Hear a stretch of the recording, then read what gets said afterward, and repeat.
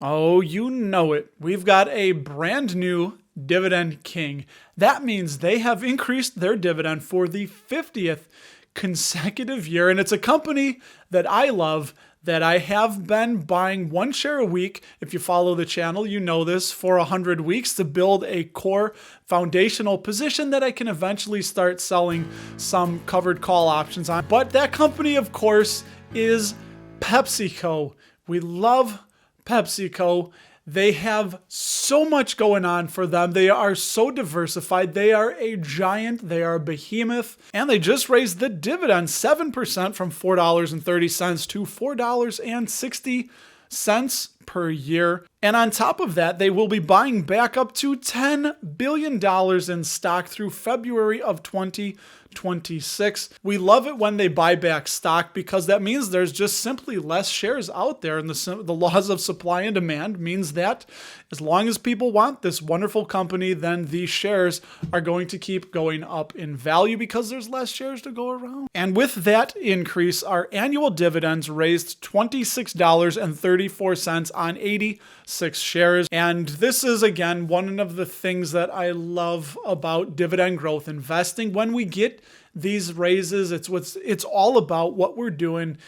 We don't have to do anything different. We just continue to hold these shares, and year after year, the compounding takes effect on top of them growing the dividend. It's that double compounding effect. Giddy up. A lot of people think of PepsiCo as just a soda company, but there's so much more than that. We're going to take a look at a couple quick numbers from the fiscal year of 2021, and then I'm going to show you some really cool things that they have in the pipeline, some things that are just coming out, that are going to be coming out, and why I think PepsiCo is just a phenomenal buy, and they're going to be a powerhouse in the consumer packaged goods sector for years and years and possibly decades to come. Their net revenue was up 13% year over year. That's their sales, all the money that's coming in.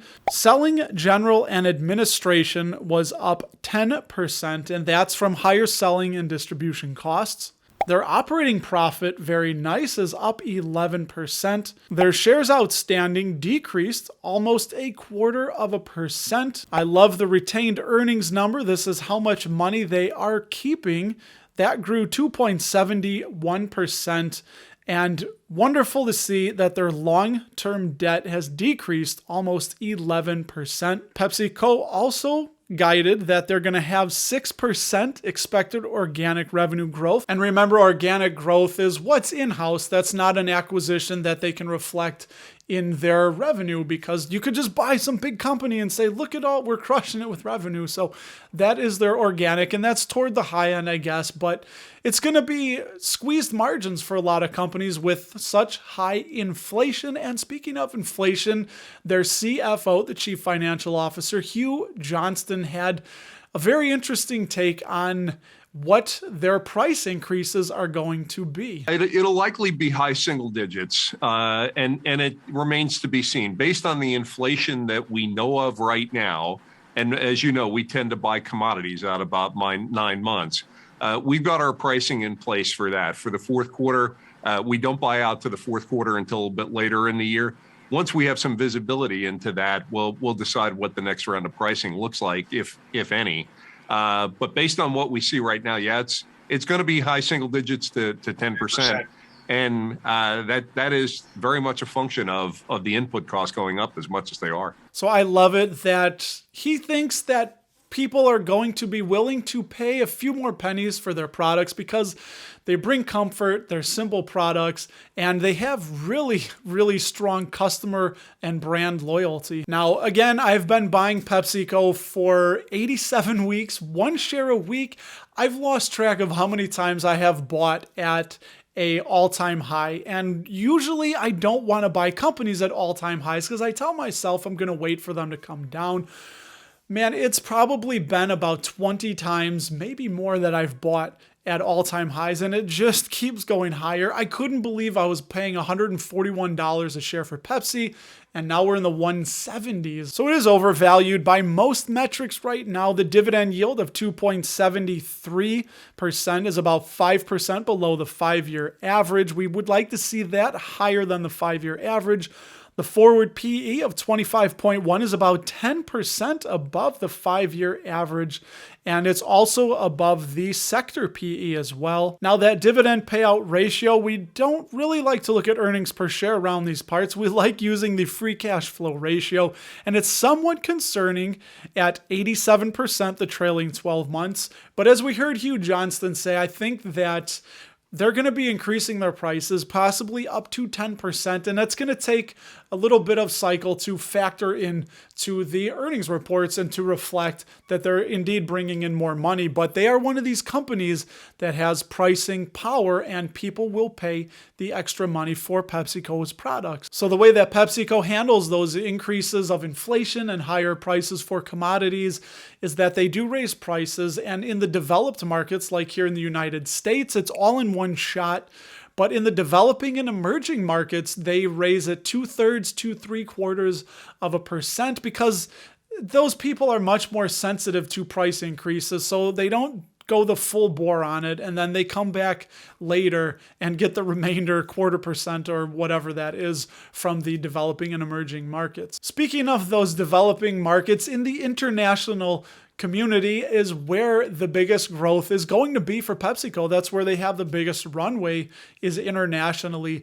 And as they said, they think that productivity and their price increases that we all expect people to pay are going to help keep PepsiCo's margins intact. So that's kind of where they were and where they are right now. But where are they going? I love to look ahead.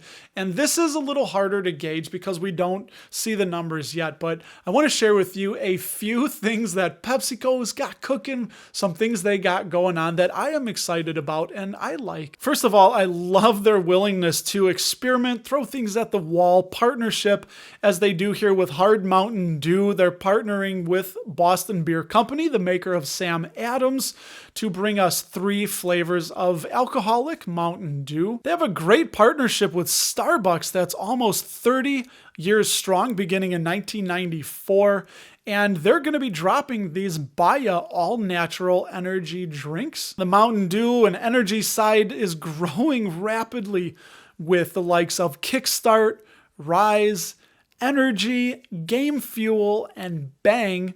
But the biggest rock star is indeed Rockstar, and their new release is coming out. It has hemp seed and B vitamins, and Rockstar in 2021 was in 10 international markets, but will be in 17 international markets in 2022. So again, they're really going to try and start grabbing more of that international market share, which, if you didn't know, PepsiCo has divisions. They have food on every continent, which is one more reason that I love this company. And as we like to say around here, that these companies are living, breathing entities. They are trying to survive, just like any entity's first order of business is survival. That's what they're going to do. We've seen it with companies like Altria and British American Tobacco.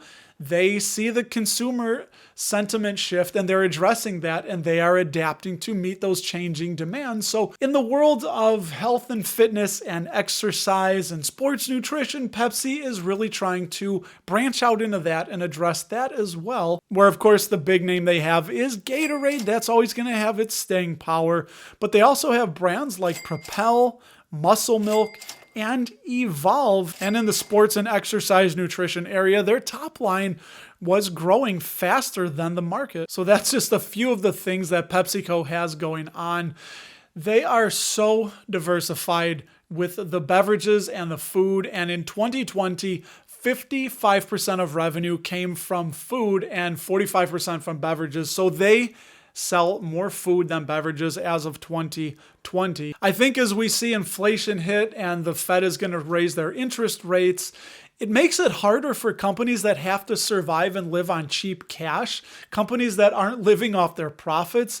It's going to make it harder for them to be profitable and to grow, where companies like PepsiCo are going to be able to withstand these high inflationary times because they have that pricing power. So I think we're going to see more of a shift where a lot of investors in the near to short-term future are going to hide out inside of these big blue chip dividend paying companies like PepsiCo. So again, yeah, their free cash flow yield is a little bit high, but they are a dividend king.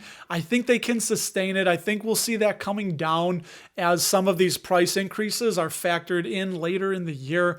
And I'm just going to keep adding Pepsi till I get to my 100th share.